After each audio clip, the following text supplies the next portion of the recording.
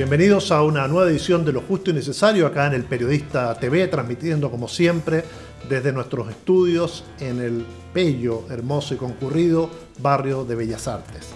Como siempre también con interesantes invitados. Hoy tenemos a un abogado en pleno ejercicio de sus funciones, quien fuera fiscal nacional durante 8 años. 8 años, sí. Sabas Chaguán. ¿Qué tal, Sabas? Bienvenido a Lo Justo y Necesario. Muchas gracias por la invitación. Aquí estamos en el Periodista TV. ¿Y cómo es este tránsito? Porque tú dejaste hace aproximadamente... Van a ser casi 3 años. Casi 3 años. El cargo máximo que se puede aspirar, podríamos decir, o uno de los más importantes de la judicatura, y ahora has vuelto al terreno, a la cancha misma, a ejercer de abogado. ¿Este tránsito es difícil, es complicado?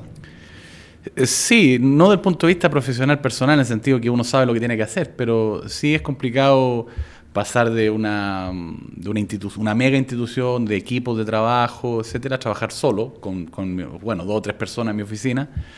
Y también uno abandona, entre comillas, la seguridad de un sueldo, porque en el caso de los fiscales no hay jubilación, no hay nada, sino que uno vuelve solamente a la calle, digamos. Pero tiene compensación, o sea, la agenda por fin la manejo yo, mi agenda, digamos, ya no se me ponen una serie de cuestiones en el día que uno no puede manejar y tiene que asistir a una serie de actividades. Y además, siempre me ha gustado el ejercicio de abogado litigante, entonces...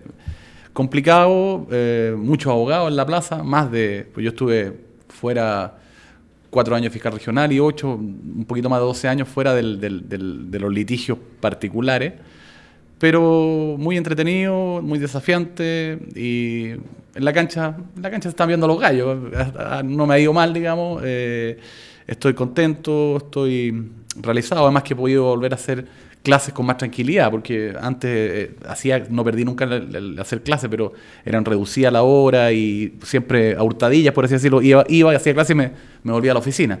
Entonces ahora puedo hacer clases, alguna también posgrado de repente, es más entretenido. Bajaste harto el nivel de estrés, me imagino. Muchísimo, sí, muchísimo. O sea, ahora tengo estrés porque en el involucramiento propio que uno tiene en los casos, pero no es del cielo a la tierra el estrés. No, nada que ver. ¿Y cómo ves hoy al Ministerio Público? Bien, medio zarandeado en el último tiempo, pero bueno, son cosas que pueden pasar. La acusación, o sea, la petición de remoción del fiscal nacional es un ejercicio de un derecho legítimo por parte de los parlamentarios, otra cosa es que pueda ser fundado o no. Ha habido harto cuestionamiento, decisiones de causa, etcétera, pero yo creo que la Fiscalía está suficientemente madura ya a esta altura como para afrontar esos desafíos. Por lo que sé, han tenido implementados nuevos programas que derivan de una ley que se aprobó en las postrimerías del gobierno de la presidenta Bachelet y que se ha implementado con el gobierno del presidente Piñera, que aumentó la dotación, aumentó y creó focos delictuales, etcétera. Entonces creo que están haciendo una transición bastante adecuada, más allá de que uno pueda tener opiniones que es conveniente que uno se la guarde, porque yo dije que iba a tratar de opinar lo menos posible en la Fiscalía, porque ya no soy fiscal y tengo profundo cariño por mucha gente que trabaja ahí, pero creo que está relativamente bien. Tiene errores, tiene pifias como como el Poder Judicial, como el Poder Ejecutivo, como el Legislativo, pero creo que puede enfrentar relativamente tranquila la Fiscalía lo que viene hacia el futuro. ¿Y la denuncia contra el fiscal nacional la debilitó o fortaleció la figura del fiscal? Yo creo que hay que hacer la separación. Era una petición de remoción contra el fiscal nacional, no era un cuestionamiento a la institución en sí, primero. Y segundo, yo creo que es un ejercicio legítimo que hacen los parlamentarios. Está en la Constitución, primera vez que se utilizó. Ahora, desde el punto de vista personal de Jorge Aod, yo creo que él debe estar tranquilo porque fue contundente el rechazo, 17-0. Y también puede ser un llamado a alerta para estar atento, porque uno a veces puede decir ciertas frases con la mejor intención, pero en estos tiempos que todo es instantáneo, pueden reproducirse, puede chocar con una contingencia, puede malinterpretarse. Entonces también puede ser un llamado personal al fiscal nacional no a medir sus palabras, pero sí a medir los efectos que puedan tener colateralmente. Y yo creo que él no quiso algunos de los efectos que tuvieron sus palabras. Pero creo en definitiva que el rechazo fue lo suficientemente enérgico, digamos, por parte de la Corte Suprema para que esté tranquilo Abbott. Y por otro lado, yo tampoco crucificaría a los diputados que lo usaron, porque está en la Constitución y ellos pensaron que podía prosperar, lo ejecutaron, les fue mal, pero tampoco están incendiando la pradera, hicieron uso de una facultad. Ahora, que puede ser que diputados que en futuro la quieran utilizar van a tener como precedente esto que pasó y les puede servir para fundarla o para no presentarla, etcétera. Así que yo tampoco dramatizaría el tema. Pero después que tú usaste o digamos fuiste fiscal nacional, ¿te parece poco prudente alguna de las actuaciones del fiscal Abbott? Una, por ejemplo, haberse reunido con el ministro electo de Justicia.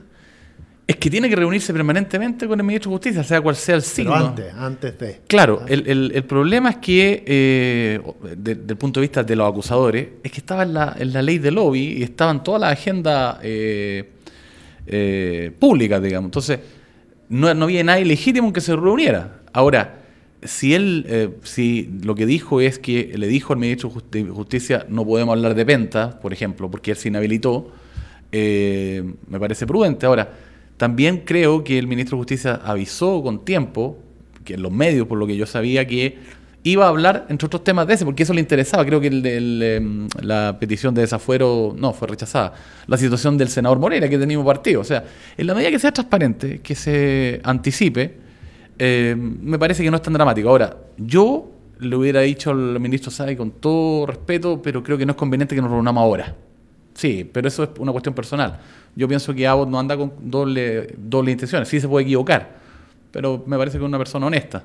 Saba, hablamos del estrés y las presiones, ¿cómo son en el cargo? Son muy complicadas, efectivamente. ¿Quién es el que ejerce más presión en Chile? ¿El poder económico, el poder político?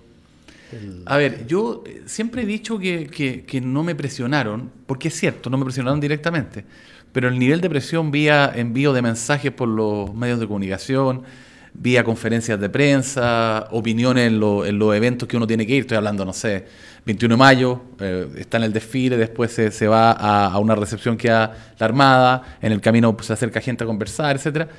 Pero yo soy bastante cordial, creo que mis padres me enseñaron relativamente bien, soy educado, pero podía ser tajante, o sea, le puedo decir, no corresponde, lo voy a ver, etcétera. Pero presión así directa, cara de palo, oiga, usted no...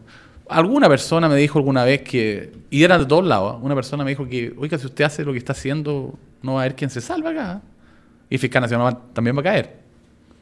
Entonces yo le dije, bueno, para eso me eligieron, pues tengo que hacer mi pega. Pero ese fue el más desubicado de todo. Pero no fueron presiones así descaradas, oiga, ¿qué está haciendo? Llamado por teléfono.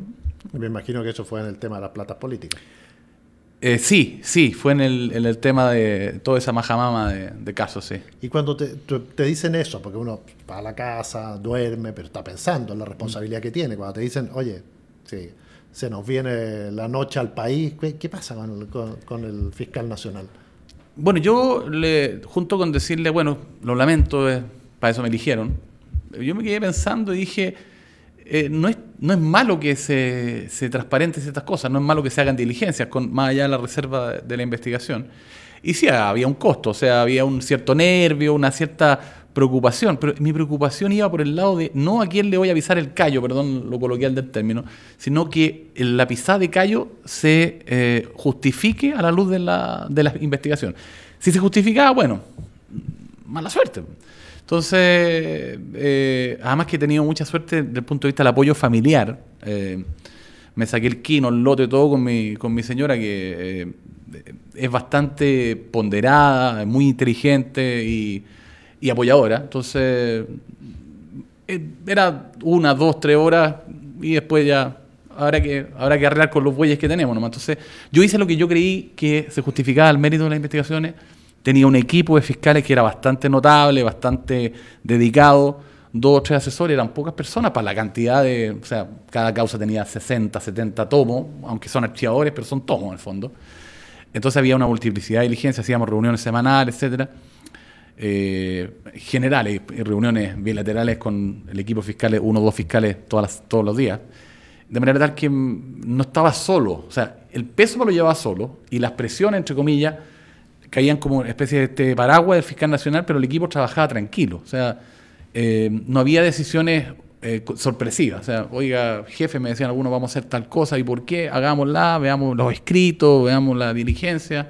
Entonces ahí tuvimos de todo, ¿eh? Tuvimos, por ejemplo, no me acuerdo cuál caso era, el Penta, no, SQM, alegato en el Tribunal Constitucional, se perdieron unos computadores, decían algo, algunos, que llegó un camión, en el caso Penta, formalizaciones, Corpesca, que lo llevamos con ese caso con 2 asesores y la fiscal Chong, también avanzó, peticiones de desafuero. Fue bastante movido, pero creo que lo que hice de tomar la investigación en ese momento era lo que se justificaba, porque ahí sí me parecía que si no había un corte, los cuestionamientos de la Fiscalía la Fiscalía iba a ser arrastrada a cuestionamientos netamente políticos. Y netamente político, o sea, de todos lados, y que no está haciendo esto, que había rumores de que iban a renunciar fiscales, entonces mejor, ya, tomémosla y utilicemos esta facultad. Y se hizo, creo que... ¿Es la única vez que se ha utilizado la facultad, no? Sí, es la única vez que se ha utilizado la facultad.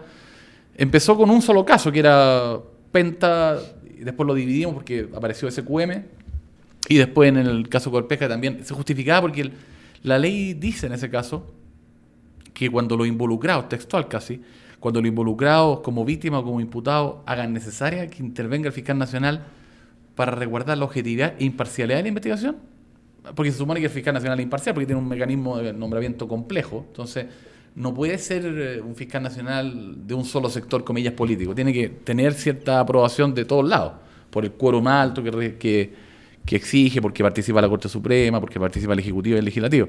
Entonces, creo que había que tomar Más allá que tu periodo terminaba y tenías que dejar el cargo, ¿te hubiera gustado quedar para cerrar? Sí, por supuesto. ¿Sí, ¿sentiste que algo pendiente? No, sí, o sea, había múltiples diligencias. Cuando me preguntan de esas causas, bueno, yo voy a cumplir 3 años fuera del cargo y se hicieron múltiples diligencias posteriores. Claro, algunas cosas las logramos cerrar, algunas diligencias se hicieron, pero creo que ese febrero del 2015, cuando tomamos la decisión, porque me lo aconsejaron algunos del equipo, casi unánimemente, le di una vuelta, interrumpí las vacaciones, vine a conversar, después volví, me quedan 3 días de vacaciones, y dije ya el lunes conversamos, y creo que un día martes anunciamos la decisión. Creo que eso fue importante porque eliminó, no de raíz, porque la Fiscalía no le cae bien en ningún país del mundo a todos los sectores, eliminó esos cuestionamientos que había de que estaban tironeados por un lado, tironeados por otro, no de raíz, repito, pero en gran medida se dio una señal. Yo no quería al principio porque, como tú dices, es una facultad que no se ocupó nunca. ¿Y quién te convenció? Yo. O sea, me autoconvencí. Las circunstancias. Las circunstancias, ¿no? Y la jefa jurídica, los fiscales del equipo, los abogados asesores. Después conversé por encimita con mi familia. Dije, oye, voy a tomar una decisión el lunes. Puede haber cuestionamiento. Ustedes, si hablan alguna estupidez de mí, no se achaquen. Le dije a mi hijo, conversémoslo, porque por si acaso, porque la gente puede ser mala. Pero son más maduros que yo, así que no hubo problema. Y mi hijo incluso dijo, mira, yo creo, papá, que lo que haga va a estar bien. O sea, ya con esa frase yo quedé, dije, ya no puedo defraudar la confianza de estos jóvenes. Así que estuve, eso es, ¿no? Dime, y haciendo un balance de lo que ha pasado después, ya sé que no quieres criticar mucho o hablar del Ministerio Público, ¿crees que ha estado a la altura de las circunstancias? Porque lo que uno ve es que hay cierta debilidad, se han ido muchos fiscales con experiencia, por otro lado, las causas, hay mucha polémica, discusiones, etcétera, y uno ve que el Ministerio Público no es lo mismo que antes. Complicado opinar, como te decía al principio, pero yo creo que hay fiscales muy valiosos todavía, muchos, y han llegado jóvenes nuevos, porque como estoy litigando he ido, claro, no tienen la experiencia tal vez, pero hay un espíritu de tirar el carro hacia adelante, de mantener la independencia, no aislarse, pero la autonomía de la fiscalía, de tomar decisiones. Ahora hay decisiones que han sido cuestionadas, yo lo tengo claro, y yo lo dije. Primero, no puedo opinar de las decisiones que se tomaron hace algunos meses porque ya llevaba más de 2 años y medio fuera. Hubiera sido poco prudente opinar a los pocos días, pero con 2 años y medio, aparte puede ser insensato porque no conozco la carpeta, o sea, no conozco toda la diligencia que se hicieron. Lo único que dije, y lo reitero, es que hay ciertas decisiones que si hubiera estado a cargo mío la investigación, no lo hubiera tomado en el momento que yo estaba. Eso es lo. ¿Por ejemplo? No, o sea, a ver, la decisión de suspender condicionalmente SQM. Yo tengo buena opinión del fiscal Gómez, pero en ese momento, cuando yo estaba a cargo de la causa, no se podía hacer. Entonces, por eso dije, no lo hubiera hecho. Y a lo mejor hubiera insistido en no hacerlo, por una cuestión de señales, por una cuestión de maduración de la causa. Pero una decisión legítima, la decisión del fiscal Guerra de reformalizar, o sea, sacar cierto hecho. Yo tengo muy buena opinión de Guerra, tampoco voy a desconocer de lo que trabajé con él. O sea, yo cuando era fiscal regional lo nombré fiscal jefe en Maipú, que es una fiscalía grande, director de drogas, etcétera, lo nombré fiscal regional. Pero yo legítimamente discrepo porque pienso que además que técnicamente no se debió haber hecho eso, siempre y cuando hubiera estado en el estado de hace 2 años y medio en ese momento. O sea, es como un poquito frívolo que yo diga, no, ¿sabe qué? Está mal. Yo no lo hubiera hecho, tal vez. Eso es lo que hasta donde puedo llegar. Pero hay decisiones que son complicadas. Hay decisiones que son complicadas. Nosotros tuvimos alguna decisión, algunos lo criticaron en su momento, que como Chaguán, Gajardo no eran buenas, porque éramos en esa arista, como se dice, éramos los 3 que estábamos a cargo de esa. ¿Cómo le ofrecen un procedimiento abreviado a Novoa? Bueno, había un acuerdo con la defensa, es una herramienta, y en ese momento, nuevamente, 3 años atrás, firmado, doy que no en un juicio oral no hubiera tenido esa condena. ¿Por qué? Porque el juicio oral hubiera sido larguísimo, muchos testigos no hubieran declarado, había testigos inclusive que confrontados podrían haberse dicho, por lo que veo, o por lo que vi en este momento, y además la penalidad en Chile de los delitos de corrupción o tributarios, los tributarios tienen multas muy grandes, y si hay falsificación derechamente, como inventar una factura, son penas grandes, pero la pena no hubiera sido en ningún caso 3 años, creo, en un juicio oral, o mayor, digamos. O sea, esa pena era mejor un procedimiento abreviado, y nos descueraron. O sea, nos descueraron. Y yo dije, bueno, si alguien lo quiere impugnar, apele. Y algunos dicen que Novoa al final puede ser el que reciba la pena mayor, ¿no? De todas estas aristas. Algunos dicen, sí. Yo no sé, pero hasta ahora creo que vale la pena mayor. Por eso esa decisión se fortalece en el tiempo, si uno ve cómo han ido saliendo las decisiones ahora. Y de hecho fuimos a la audiencia de procedimiento abreviado, eso fue muy decidor de lo que hablábamos hace un rato. Audiencia de procedimiento abreviado, y faltaba 1 semana y media para yo terminar el cargo. Y no pude alegar la apelación en la Corte de Apelaciones, la alegó Carlos Gajardo. Y la Corte confirmó lo que se había hecho. O sea, claro, el tiempo fue poco para avanzar, pero a mí yo me quedo con la decisión que dio origen a toda esta utilización de esta facultad inédita, que había que tomarla. Entonces estás conforme, pero te había formado la convicción de que efectivamente acá en el tema de las platas irregulares hubo delito. Sí, yo inclusive me criticaron también porque dije, no sé si va a haber pena de cárcel por la penalidad que tiene el Código Penal, pero sí formalizamos, sí, inclusive algunos pedimos desafuero, sí hicimos diligencia, yo creo que había delito, sí había delito. Y que las penas van a corresponder a lo que diga la ley, pero que las penas son cortas, entiendo, o pocas. Son pocas. Bueno, es que eso va en la reforma al Código Penal, que es imprescindible. Es decir, no puede ser que nosotros tengamos un Código Penal de 1874, donde hasta hace una década el duelo, esto provocar duelo con pistola, era delito. O sea, ¿de qué estamos hablando? Pero ¿cómo podemos decir todos los años que esto es imposible, que tengamos el Código de 1874 y el Código de 1874 siempre cumple un año más? Yo la primera columna así que escribí en un medio fue cuando estaba postulando fiscal regional, o sea, 12 años atrás. La primera columna diciendo hay que reformar el Código Penal, he insistido 1.000.000 de veces. Bueno, y creo que es bueno que se llegue a puerto y que haya un proyecto que se debata en el Parlamento, donde tiene que debatirse estas cosas, pero tiene que haber, y no estoy hablando solamente de pena de cárcel, estoy hablando de penas más efectivas. O sea, por ejemplo, como en Alemania, que hay multas proporcionales a los ingresos. O sea, si yo recibo 15 millones de pesos al mes, no voy a pagar 100 UTM, que es la misma que paga una persona que recibe 300.000 pesos al mes. Tiene que ser en proporción al ingreso para que la pena duela. Entonces, y si no se paga la multa, bueno, ahí está la cárcel. Ahora, en ciertos casos, que haya cárcel efectiva también. O sea, a lo mejor no 5 años, 7 años de privación de libertad, pero 1 año, 2 años, pero efectivamente pueden ser el efecto simbólico de la pena, que se le llama. Porque, por ejemplo, en Estados Unidos a Maddox le endilgaron 2 penas de 150 años por uso de información privilegiada, etcétera. Entonces, esas penas son realmente penas drásticas. Yo creo que hay que reformar el Código Penal, que no solamente sea la cárcel, que la cárcel sea la última ratio, como dice, como lo del derecho penal, pero que haya penalidad efectiva. También, por ejemplo, que haya comiso efectivo, rápido, de los bienes. A mí nunca se me olvida que tuve que hacer una visita a firmar un convenio en España, esas visitas maravillosas que uno iba, volvía a los 2 días o al día siguiente, y me fue a buscar a un policía, bueno, era fiscal regional, me fue a buscar a un policía en un jeep maravilloso. Y dije, mira, qué buena la policía, tienen recursos acá en España. No, si este es de un narco. Y el narco no estaba con cautelares, pero ya se le incautó y se asignó a la policía, etcétera.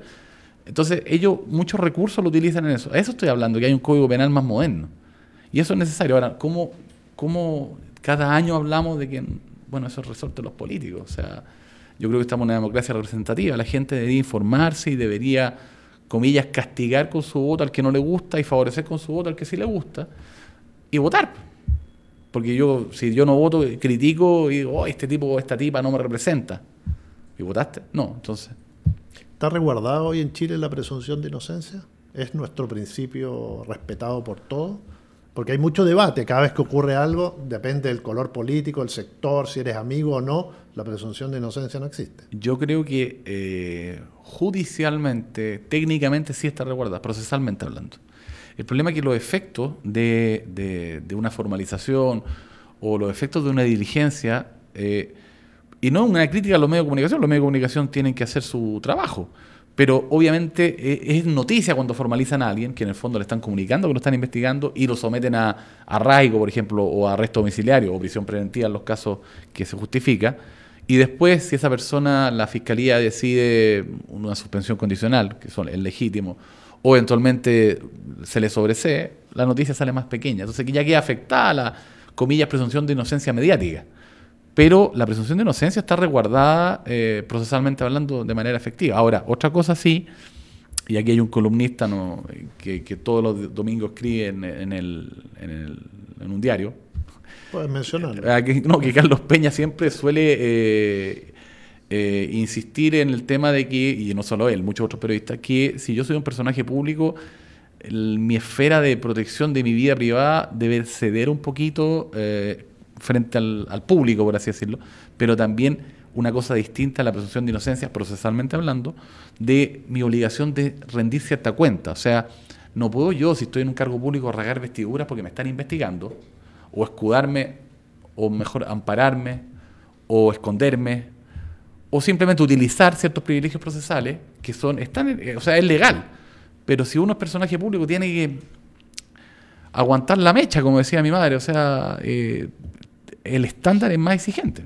Y estoy hablando de personaje público en general, o sea, político, ministro, hasta la farándula, bueno, tienen derechos, sí, pero la gente no se da cuenta del influjo. O sea, esta gente que tiene ciertos cargos o cierta vinculación con los medios, por así decirlo, que aparece en televisión, o sea, no se da cuenta de la repercusión de lo que tiene, de lo que hace uno. O sea, porque la gente ve televisión, se informa, ve el periodista, ve YouTube y se forma opinión si la gente no es tonta. Entonces, yo estoy en la calle permanentemente, voy a tribunales, camino, de repente me tomo un café en el centro y se me acerca gente, o sea, y se acuerdan de cosas o comentan cosas que uno dice, de repente los políticos o de repente los que tienen cargos de influencia, hasta los columnistas de diario, se les olvida que tienen una... si quiero hacer ciertas cosas, no esté expuesto públicamente. O sea, no sé si me explico. Yo tengo que tener un estándar inferior de protección al que tiene el común de los mortales. Si por algo estoy haciendo... estoy utilizando también mi influencia en ciertos casos. Estás en el escenario, además. En el escenario, si claro, tú decidiste de alguna manera a que te vieran, claro, estás expuesto. Entonces, claro, si yo aparezco en buen chileno curado un día sábado y tengo un cargo público, aunque no esté manejando, bueno, la gente puede criticar, mira, este otro está borracho ahí y hace tal cosa. O sea, ¿cómo se vería? Por eso en su momento yo le dije a los fiscales, inclusive hicimos una instrucción, saben que los fiscales no podemos jugar en los casinos. Y a mí me encanta jugar en los casinos. O sea, me encanta ese ruido, qué sé yo, ir al póker, pero no puedo jugar. ¿Por qué no puedo jugar? Porque tengo un cargo donde a veces manejo plata y la gente, oye, mira, el fiscal aquí tomando y jugando. Sí, y me tuve que aguantar 12 años y medio. ¿Y ahora volviste a los casinos? O sea, voy una vez cada 3 años. ¿Y te ha ido bien? No, si me da mal. O sea, una vez he ganado, estábamos con mi señora para la luna de miel, ganamos ahí, salió gratis. Ah, mira, Sí. te tienes que volver a casar entonces. No. Saba, me contabas antes fuera de cámara que estás en un emprendimiento, así como existe deudores.cl o defensadeudores.cl, ahora va a haber defensavíctimas.cl. Cuéntanos un poco de qué se trata. Estamos bastante entusiasmados con eso porque el grupo Defensa, que se llama, que tiene efectivamente Defensa Deudor y que se dedica a asesorar gente en insolvencia, con juicio, embargo, etcétera. Nos contactamos, nos conocimos y hicimos una asociación aprovechando su infraestructura y su expertise en procesar grandes cantidades de causas, que todavía está empezando, no son grandes cantidades de causas todavía. Y la idea es que la gente pueda acceder a servicios de representación, las víctimas, representación jurídica, ejercicio de sus derechos en el proceso penal, con un arancel similar al que tiene la Defensoría Penal Pública y como estamos utilizando la infraestructura, por así decirlo, de defensa de deudores, con facilidades de pago, cuotas, etcétera, de manera tal que la gente tenga un respaldo de equipos con especialidad penal. Y estoy muy interesado porque he tenido que hacerle capacitación al abogado, clases, etcétera. O sea, yo no voy a tomar causa directa, salvo que la sociedad estime que intervenga directamente, pero sí doy ciertas ideas generales, directrices, reuniones. Y nos tiene bastante motivados porque hicimos un plan piloto, empezó hace 2 meses, básicamente para ajustar piezas, etcétera, en la sexta región. Ha habido 2, 3, 4 casos que están en tramitación, pero ha llegado de varias partes, como está en la página web, Grupo Defensa, qué sé yo, defensavíctimas.cl. Ha llegado varias personas de Concepción, de Santiago, y lo que ha llevado a que estamos evaluando ya lanzarlo a fines de este año o a todo como máximo en marzo, y prestar este servicio en el sentido que la gente tenga, porque, un ejemplo, yo estuve particularmente, porque yo también tengo que es lo que me da de comer a mí y a mi familia, digamos, mi oficina. Tuve el caso que salió bastante mediático, como se dice ahora, de Rafael Garay. Sí. La Fiscalía tenía un acuerdo con la defensa, que es legítimo, de llegar a procedimiento abreviado. Yo la consulté con mis clientes y me dijeron, no, nosotros queremos oponernos, que la pena es muy poca, etcétera, para ver que cumpla efectivamente la pena que se merece. Bueno, cuento corto, como se dice, nos opusimos junto a otros querellantes, el juez de garantía dijo, sí, tienen razón, vayan a juicio oral. Y ahí sostuvo una pena de 7 años, que es bastante dura. De hecho, tú habías pedido 6, me parece, ¿no? Yo había pedido 8 al principio 8. con la primera adhesión, pero como la Fiscalía reformuló la acusación para llegar al procedimiento abreviado y después la volvió a presentar con 7, o con 6, yo me adherí. Dije, ya, 6 me parece prudente. Otros querellantes pidieron 8 porque alegaban un agravante que yo pensaba que no concurría, porque estaba dentro, no quiero ser latero, dentro del mismo tipo penal del delito de estafa. Y el tribunal dijo, bueno, ¿sabe qué? Los que piden 6 se quedaron cortos, los que piden 8 exageraron, 7. Me parece una pena proporcionada y justa. Ahora, queda el recurso de nulidad que presentó la defensa, pero yo creo que es un ejemplo de pena que debería utilizarse, porque el fallo hizo un análisis bastante bueno acá hay reiteración de delito, hay 29 víctimas, inclusive hubo víctimas que no participaron, no quisieron, lo que aumentaba la cuota, la cantidad de víctimas. Este tipo de como estafas 40, piramidales, sí. hay mucha gente que se queda fuera. Sí, claro. Pero también mucha gente cuestionó que ese fallo fuera de 6 años o 7 años contra el fallo Penta, que fue más bajo. Es que otro delito, si me lo preguntaron, es otro delito, sí. En el caso Penta son delitos que no involucran estricto sentido la propiedad. Y eso, nuevamente, perdón, el Código Penal es de 1874, donde la propiedad era lo máximo. La propiedad privada era lo máximo. Ahora, no quiere decir que ahora no, pero la protección de la propiedad era lo más alto. Y yo entro, por ejemplo, aquí, rompo una ventana, suponiendo que esto sea un gallinero que está al lado de una casa, rompo una ventana, robo una gallina, es robo con fuerza. 5 años y un día, si es que tengo algún tipo de antecedente. O 5 años y un día, de ahí parte, si es que no tengo atonante. Yo cohecho a 6 funcionarios públicos. No va a tener 5 años y un día. Es ridícula la pena. O sea, la proporcionalidad. Entonces, no basta con aumentar las penas por acá, por acá, por acá. No, hay que hacer un todo orgánico, que es un código penal nuevo. Si eso es lo que hay que hacer. Para terminar, ¿qué te parece que el presidente electo de Brasil, Jair Bolsonaro, le haya ofrecido el Ministerio de Justicia al fiscal Moro y que además haya dicho que lo honra esta Dijo posibilidad? Eso.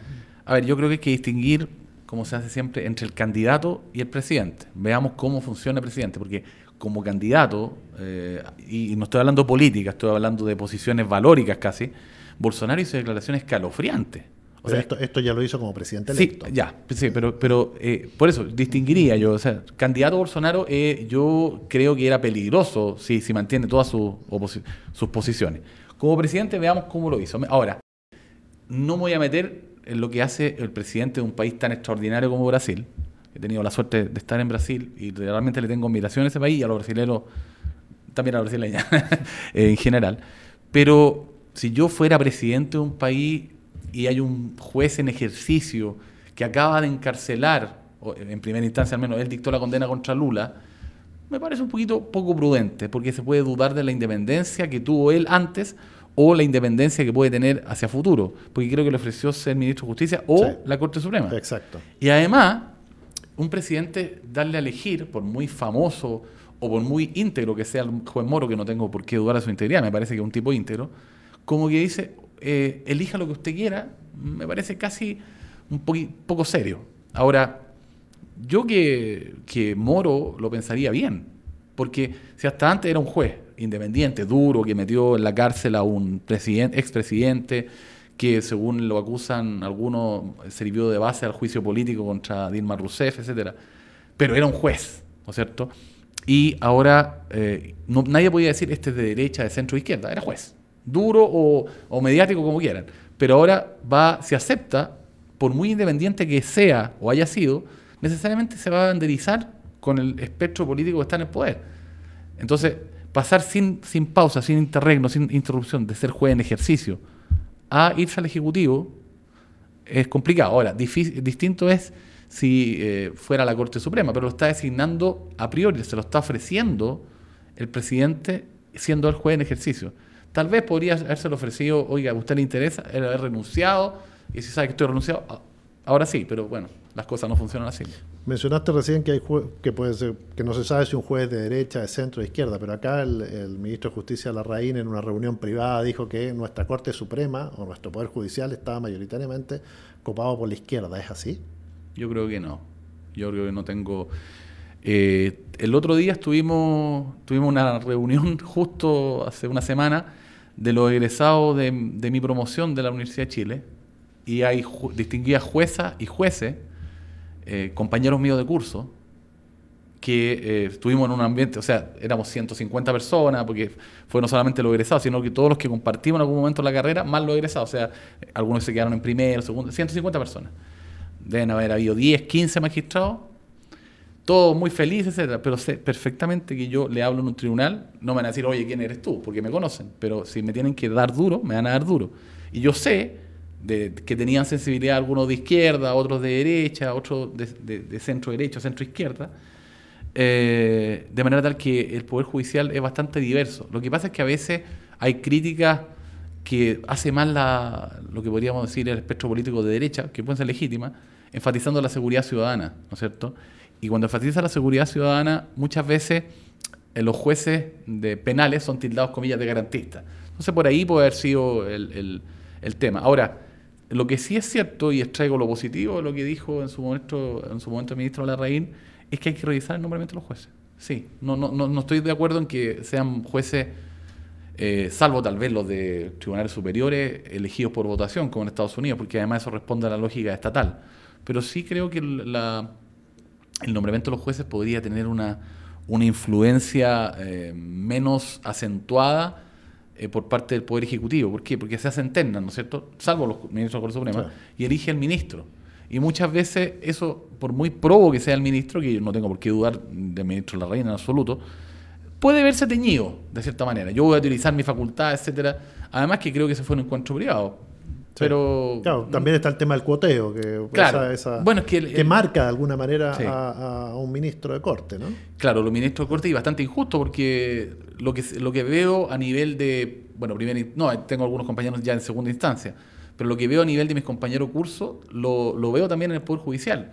Hay ministros que pasan por ser de derecha y no son de derecha, creo, porque tampoco he hablado de política con ellos, y hay otros que pasan por ser liberales, de izquierda o progresistas, y no son ni tan inclinados para allá. ¿Por qué? Porque alguna vez los designó, no sé, el presidente Lago lo designó juez, o los designó el presidente Piñera en su primer mandato, etcétera, y se tiñen de quién lo designa. Y eso es injusto. Pueden tener su posición política. Yo creo que habría que analizar el nombramiento de los jueces para que sea más participativo, con más instancias de participación, valga la redundancia. Sara Chaguán, te agradecemos mucho que nos hayas acompañado acá en Lo Justo y Necesario. Gracias por la invitación.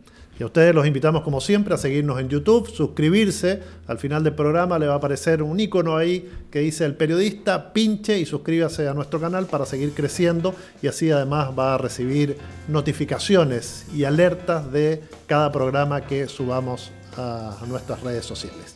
Muchas gracias.